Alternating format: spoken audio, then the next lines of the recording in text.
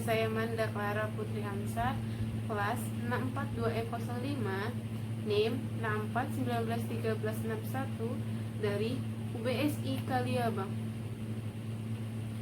Saya dari kelompok 7 ingin menjelaskan tentang jihad dalam pandangan Islam, kasus bom bunuh diri.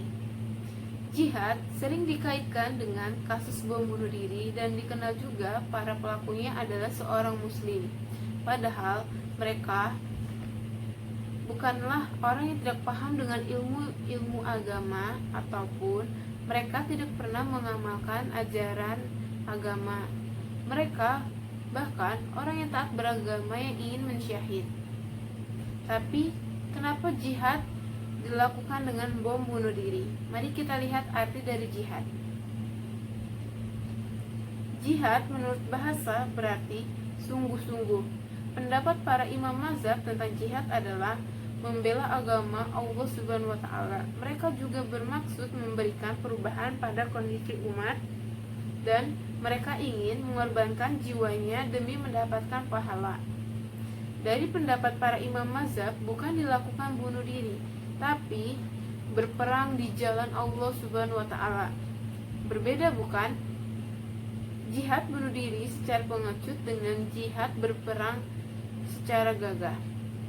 Dari Abu Hurairah bahwa Rasulullah SAW bersabda, barang siapa mati sedang ia tidak pernah berjihad dan tidak mempunyai keinginan untuk jihad, ia mati dalam satu cabang kemunafikan. Riwayat muttafaq alaihi. Dari Anas bahwa Nabi SAW bersabda, berjihadlah melawan kaum musyrikin dengan hartamu, jiwamu, dan lidahmu. Riwayat Ahmad dan Nasai. Hadis Sahih menurut Hakim. Allah pun menjanjikan surga bagi umatnya yang berperang di jalan Allah Subhanahu wa Ta'ala. Hai orang-orang mukmin, jika kamu menolong agama Allah, niscaya Dia akan menolongmu dan meneguhkan kedudukanmu. Quran Surat Muhammad ayat 7. Dan sesungguhnya Allah telah membeli dari orang-orang mukmin diri dan harta mereka dengan memberikan surga untuk mereka. Mereka berperang di jalan Allah, lalu mereka membunuh atau terbunuh. Itu telah menjadi janji yang benar dari Allah di dalam Taurat, Injil, dan Al-Quran. Dan siapakah yang lebih menepati janjinya selain daripada Allah Subhanahu wa Ta'ala? Maka bergembiralah dengan jual beli yang telah kamu lakukan itu, dan itulah kemenangan yang besar. Quran Surat At-Taubah ayat 111. Sejarah bom bunuh diri. Bom bunuh diri pertama kali dilakukan dalam sejarah pada abad ke-20 dipelopori kelompok Hizbullah.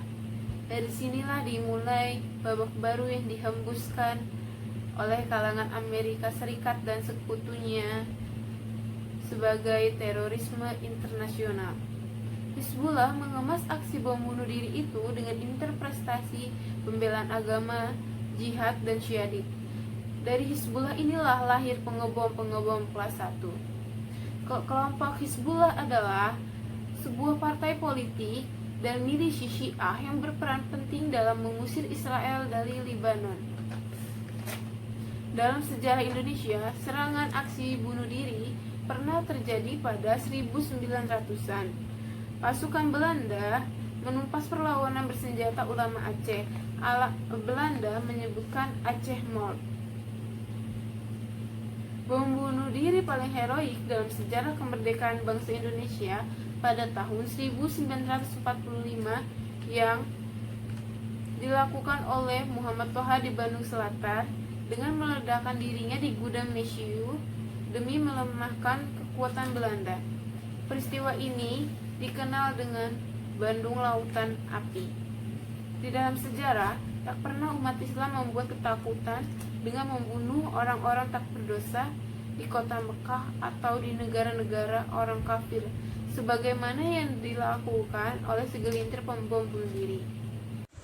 Nabi pun melarang kita menakut-nakuti atau menteror manusia sehingga mereka bukannya cinta tapi malah takut terhadap Islam. Kesannya Islam jadi malah menyeramkan.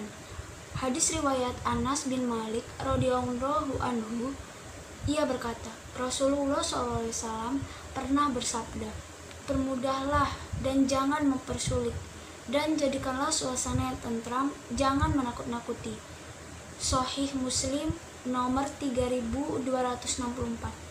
Sedangkan bom bunuh diri atau semacamnya di zaman Nabi tidak ada. Yang ada yaitu bunuh diri dengan benda tajam.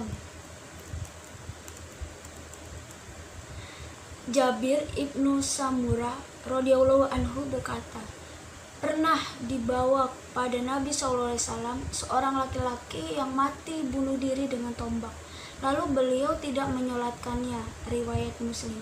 Hadis riwayat Abu Hurairah radhiyallahu anhu, ia berkata, Rasulullah SAW bersabda, barang siapa yang bunuh diri dengan benda tajam, maka benda tajam itu akan dipegangnya untuk menikam perutnya di neraka jahanam. Hal itu akan berlangsung terus selamanya. Barang siapa yang meminum racun sampai mati, maka ia akan meminumnya pelan-pelan di neraka jahanam selama-lamanya. Barang siapa yang menjatuhkan diri dari gunung untuk bunuh diri, maka ia akan jatuh di neraka jahanam selama-lamanya. Sahih Muslim nomor 158. Berbeda dengan bom bunuh diri yang memilih korbannya secara acak. Sedangkan Allah memerintahkan kepada kita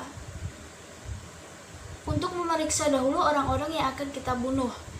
Hai orang-orang yang beriman, apabila kamu pergi dalam arti berperang di jalan Allah, maka telitilah dan janganlah kamu mengatakan kepada orang yang mengucapkan salam kepadamu atau mengucapkan tahlil, kamu bukan orang mukmin, lalu kamu membunuhnya dengan maksud mencari harta benda kehidupan di dunia, karena di sisi Allah ada harta yang banyak.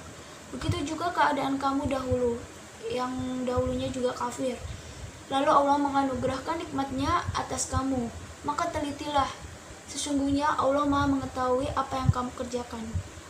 Quran Surat An-Nisa ayat 94. Kesimpulannya, yaitu untuk berjihad banyak yang bisa dilakukan. Salah satunya yaitu mempersiapkan seluruh kekuatan baik harta, jiwa, senjata, lisan, dan sebagainya untuk berjuang di jalan Allah, agar musuh tidak bisa semena-mena membantai umat Islam seperti umat Islam yang ada di Gaza. Dan siapkanlah untuk menghadapi mereka kekuatan apa saja yang kamu sanggupi, dan dari kuda-kuda yang ditambat untuk berperang, yang dengan persiapan itu kamu menggetarkan musuh Allah dan musuhmu dan orang-orang selain mereka yang kamu tidak mengetahuinya, sedangkan Allah mengetahuinya. Apa saja yang kamu nafkahkan pada jalan Allah, niscaya akan dibalas dengan cukup kepadamu, dan kamu tidak akan dianiaya atau dirugikan. Surat Al-Anfal ayat 60. Karena itu Islam adalah agama yang mencintai perdamaian, sebagaimana firman Allah SWT, dan tiadalah kami mengutus kamu melainkan untuk menjadi rahmat bagi alam semesta. Quran Surat Al-Anbiya ayat 107. Yang paling terpenting, jihad itu harus pakai ilmu, sebagaimana amal lainnya seperti sholat, puasa, zakat, dan haji. Jika tidak memakai ilmu, amalnya akan tertolak. Satu lagi, iblis dan sejenisnya diciptakan Allah untuk menjerumuskan umat manusia ke dalam neraka. Dan jika calon pembom bunuh diri diberi pertanyaan apakah korban yang Anda bom akan masuk surga atau neraka, jika jawabannya masuk neraka, jadi apa bedanya Anda dengan iblis? Sekian dari kami. Wassalamualaikum warahmatullahi wabarakatuh.